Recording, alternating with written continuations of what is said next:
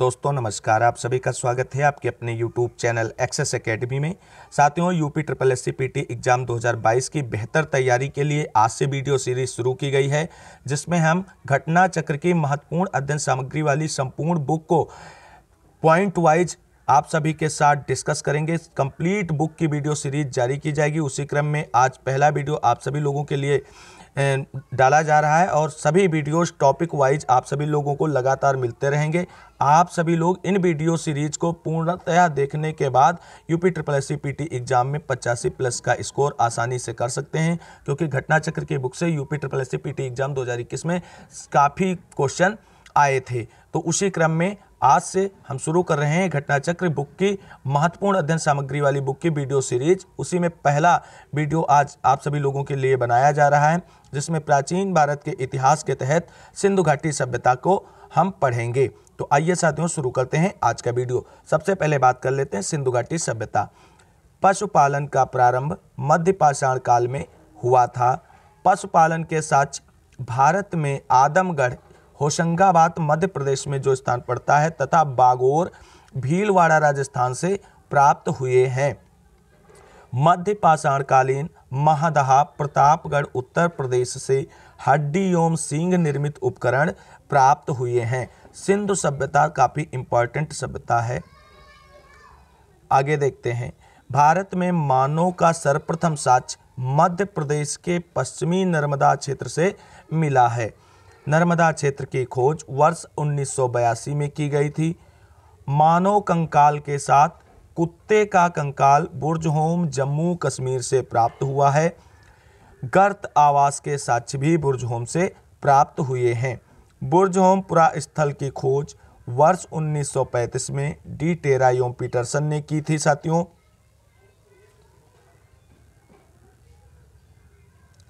सर्वप्रथम खाद्यान्नों का उत्पादन नवपाषाण काल में प्रारंभ हुआ। बलूचिस्तान के कच्छ मैदान स्थित मेहरगढ़ से सर्वप्रथम प्राचीनतम स्थायी जीवन के प्रमाण मिले हैं। चालकोलिथिक युग को ताम्रपाषाण युग के नाम से भी जाना जाता है। नवदा टोली मध्य प्रदेश का एक महत्वपूर्ण ताम्रपाषाणिक पुरास्थल है, जो खारगोन जिले में स्थित है। नवदा टोली का उत्खनन HD सांकलिया ने कराया था। नवपाषाणकालीन पुरास्थल से राख के टीले कर्नाटक में मैसूर के पास बेल्लारी जनपद में स्थित संगनकल्लू नामक स्थान से प्राप्त हुए हैं। गैरवर्णी गैरिक मृद भांड पात्र, जिसे OCP भी कहते हैं, के साक्ष्य हस्तिनापुर एवं अतरंजी खेड़ा से प्राप्त हुए हैं। भारतीय पुरातत्व सर्वेक्षण संस्कृत मंत्रालय के अधीन एक विभाग है। अब सिंधु सभ्यता के प्रमुख स्थल एवं उनके उत्खननकर्ता या खोजकर्ताओं को देखते हैं। तो प्रमुख स्थल, उत्खननकर्ता और खोज वर्ष, तो हड़प्पा की खोज दयाराम साहनी ने की थी 1921 में, और ये सिंधु सभ्यता का खोजा गया सबसे पहला नगर है, इसलिए इस सभ्यता का नाम हड़प्पा सभ्यता भी पड़ा। मोहनजोदड़ो, जिसकी खोज या उत्खनन का कार्य रखालदास बनर्जी ने किया था और 1922 में की गई थी। रोपड़, यज्ञदत्त शर्मा ने इसकी खोज की थी 1953 से 55 में, और लोथल की खोज SR राव द्वारा 1954 से 55 में की गई थी। कालीबंगा की खोज BB लाल ने 1961 से 69 के दौरान की। रंगपुर की खोज MS वत्स ने 1934-35 में की। चन्हूदड़ो की खोज NG मजूमदार ने 1931 में की थी। सुरकोटदा की खोज JP जोशी ने 1964 ईस्वी में की थी। बनावली की खोज RS बिष्ट ने 1974 से 77 के समय की, और आलमगीरपुर की खोज यज्ञदत्त शर्मा के द्वारा 1958 में की गई। कोट दीजी की खोज फजल अहमद खान ने 1957 से 58 के समय में की। सुतकांगे डोर की खोज RL स्टाइन ने की थी 1927 में। मांडा की खोज JP जोशी ने 1982 में की थी। बालाकोट की खोज जॉर्ज F डेल्स ने की 1973 से 76 के समय में। धौलावीरा JP जोशी के द्वारा खोजा गया स्थल है, जिसकी खोज 1967 से 68 में की गई। मिथातल सूरज सिंह भान के द्वारा खोजा गया स्थल है, इसकी खोज 1968 में हुई। और राखी गढ़ी की खोज भी सूरज भान ने 1969 में की थी। तो ये प्रमुख स्थल थे सिंधु सभ्यता की और उनके खोजकर्ता तथा खोजे गए सनों के बारे में हमने पढ़ा। अब आगे देखते हैं। भारत में सर्वप्रथम 1861 में अलेक्जेंडर कनिंघम को पुरातत्व सर्वेक्षक के रूप में नियुक्त किया गया था। उसके बाद लॉर्ड कर्जन के समय वर्ष 1901 में इसे भारतीय पुरातत्व सर्वेक्षण के रूप में केंद्रीकृत कर जॉन मार्शल को इसका प्रथम महानिदेशक बनाया गया। राष्ट्रीय मानव संग्रहालय, जिसका नाम बदलकर इंदिरा गांधी राष्ट्रीय मानव संग्रहालय कर दिया गया है, ये भोपाल मध्य प्रदेश में स्थित है। सिंधु सभ्यता आदि ऐतिहासिक काल की सभ्यता है। किस काल की सभ्यता है? आदि ऐतिहासिक काल की सभ्यता है। इसे कांस्य युगीन सभ्यता भी कहते हैं। पुरातात्विक साक्ष्यों में अलग अलग कालों में पाए गए मृदभांड ही सिंधु घाटी सभ्यता को आर्यों से पूर्व का सिद्ध करते हैं। काले रंग की आकृतियों से चित्रित लाल मृदभांड जहाँ हड़प्पा सभ्यता की विशेषता है, वही धूसर एवं चित्रित धूसर मृदभांड जो बाद के हैं आर्यों से संबंधित माने जाते हैं। अब देख लेते हैं हड़प्पा कालीन नदियों के किनारे बसे प्रमुख नगर, यानी कौन सा नगर किस नदी के किनारे स्थित है। यहाँ से आपके 1 से 2 क्वेश्चन बनने को होते हैं। तो हड़प्पा रावी नदी के किनारे स्थित है, मोहनजोदड़ो सिंधु नदी के किनारे, रोपड़ आपका सतलज नदी के किनारे है, कालीबंगा घग्गर नदी के किनारे है, लोथल आपका भुगवा नदी के किनारे है और सुतकांगेडोर जो है वो दास्क नदी के किनारे है। तो साथियों ये काफ़ी इंपॉर्टेंट पॉइंट है, आप सभी लोग ध्यान से और पूरा वीडियो जरूर देखें। सुतका कोह सादी कौर नदी के किनारे है, आलमगीरपुर हिंडन नदी के किनारे है, मेरठ में है, रंगपुर भादर नदी के किनारे है, कोटदीजी सिंधु नदी के किनारे है, कुनाल सरस्वती नदी के किनारे है और चन्हूदड़ो भी सिंधु नदी के किनारे है, बनावली सरस्वती नदी के किनारे है, मांडा चिनाब नदी के किनारे है,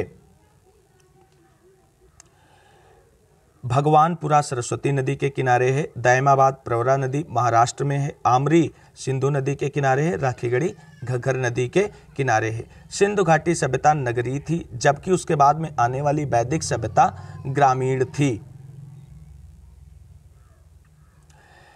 पुरातात्विक खुदाई हड़प्पा संस्कृत की जानकारी का प्रमुख स्रोत है। हड़प्पा वासियों को तांबा, कांसा, सोना और चांदी की जानकारी थी, जबकि उन्हें लोहे की जानकारी नहीं थी। प्रारंभिक हड़प्पा सभ्यता में पैर से चालित चाक का प्रयोग किया जाता था। परिपक्व हड़प्पा के दौर में हाथ से चालित चाकों का प्रयोग किया जाने लगा था। मूर्ति पूजा का प्रारंभ पूर्व आर्यकाल से माना जाता है।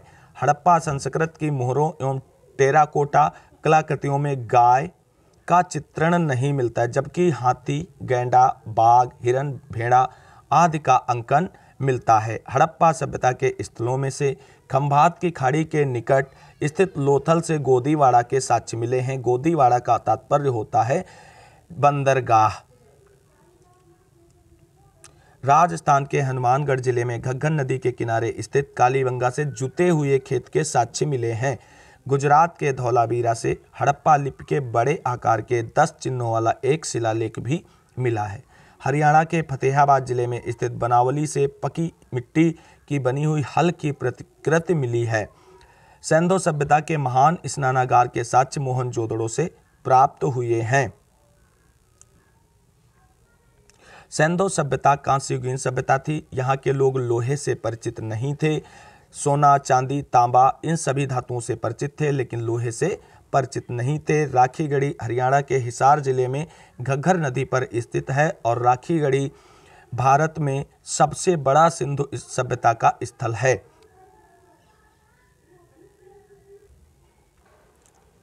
राखीगढ़ी स्थल की खोज वर्ष 1969 में सूरज भान ने की थी।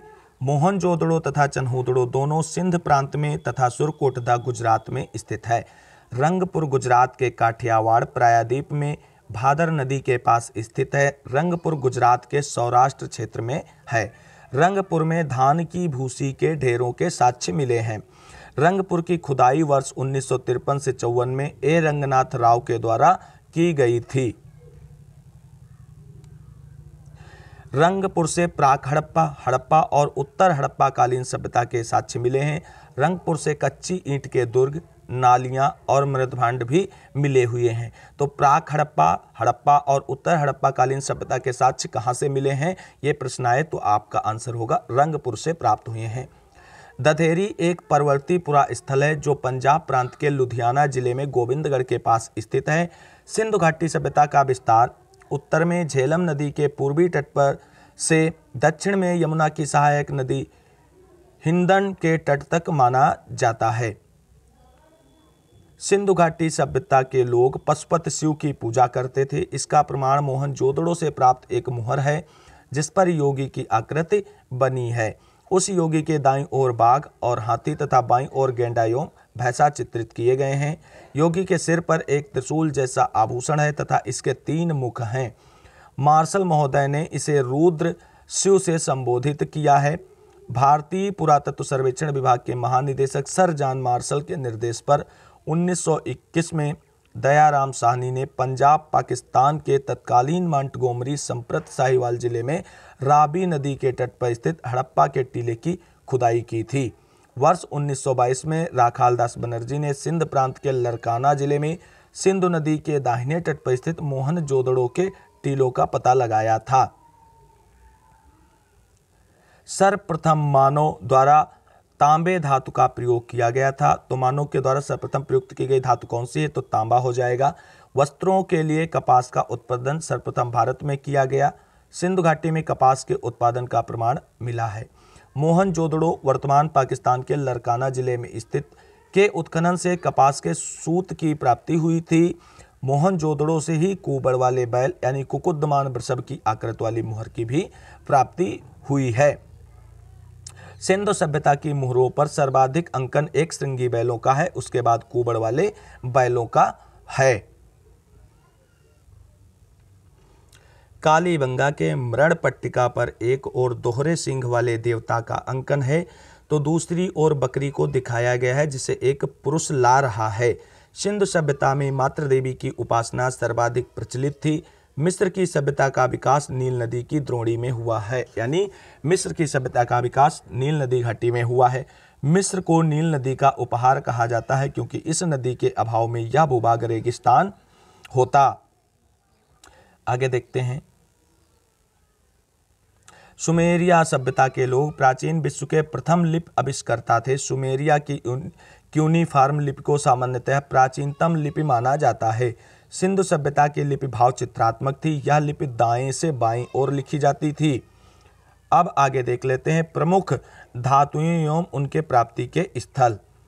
तो सिंधु सभ्यता में तांबा जो था वो खेतड़ी राजस्थान एवं बलूचिस्तान से प्राप्त होता था। लाजवर्द बदख्शा अफगानिस्तान से प्राप्त होता था। फिरोजा और टिन ईरान से प्राप्त होता था। चांदी राजस्थान की जावर एवं अजमेर खानों से, अफगानिस्तान एवं ईरान से भी प्राप्त होता था। सीसा की प्राप्ति अफगानिस्तान से होती थी। शिलाजीत हिमालय से प्राप्त किया जाता था। गोमेद गुजरात से प्राप्त किया जाता था। अब सिंधु सभ्यता से इंपॉर्टेंट कुछ और तथ्यों को आप सभी के साथ डिस्कस कर लेते हैं जो बुक में नहीं दिए गए हैं लेकिन इंपॉर्टेंट हैं, एक्स्ट्रा फैक्ट हैं। साथियों, सिंधु सभ्यता का सबसे उत्तरी जो बिंदु है वो जम्मू कश्मीर में मांडा है जो चिनाब नदी के किनारे स्थित है, और सबसे दक्षिणी बिंदु दायमाबाद महाराष्ट्र है जो प्रवरा नदी के किनारे स्थित है, जबकि पूर्वी बिंदु जो स्थल है सिंधु सभ्यता का वो आलमगीरपुर मेरठ उत्तर प्रदेश में हिंडन नदी के किनारे स्थित है, जबकि पश्चिमी बिंदु इसका जो है सुतकांगेडोर अफगानिस्तान में स्थित है। तो ये स्थिति है सिंधु सभ्यता की, और सिंधु सभ्यता सबसे प्राचीनतम सभ्यता भी मानी जाती है। सिंधु सभ्यता की खोज दयाराम साहनी के द्वारा 1921 में की गई और उसी के आधार पर इसकी जो आयु निर्धारित की गई है कार्बन 14 के माध्यम से वो 2350 बीसी से 1500 बीसी मानी गई है। ये एक सर्वमान्य तिथि है सिंधु सभ्यता की। तो सिंधु सभ्यता काफ़ी महत्वपूर्ण टॉपिक था आप सभी लोगों के एग्जाम के लिए, जिसको मैंने आप सभी के साथ डिस्कस किया है। घटना चक्र की बुक से अध्ययन सामग्री ली है और इंपॉर्टेंट पॉइंट को अलग से डिस्कस किया गया है। तो आज के वीडियो में बस इतना ही। साथियों, उम्मीद है कि आप सभी को वीडियो अच्छा लगा होगा। अगर वीडियो अच्छा लगा आप सभी लोगों के लिए हेल्पफुल है और आप चाहते हैं कि लगातार मैं ऐसी ही पूरी वीडियो सीरीज आप सभी लोगों के लिए पूरी तैयार करूं, तो आप सभी लोग प्लीज़ वीडियो को सपोर्ट कीजिए, वॉच कीजिए, दोस्तों में शेयर कीजिए और लेटेस्ट अपडेट पाने के लिए और फ्री ऑफ कास्ट तैयारी करने के लिए चैनल को सब्सक्राइब करके बेल आइकन जरूर दबाएं। इस वीडियो को अंत तक देखने के लिए सभी साथियों को तहे दिल से शुक्रिया, बहुत बहुत धन्यवाद। मिलेंगे अगली वीडियो में लेटेस्ट अपडेट के साथ, अगली टॉपिक के साथ। तब तक के लिए सभी साथियों को जय हिंद, जय भारत, वंदे मातरम। आप सभी साथियों का दिन शुभ हो।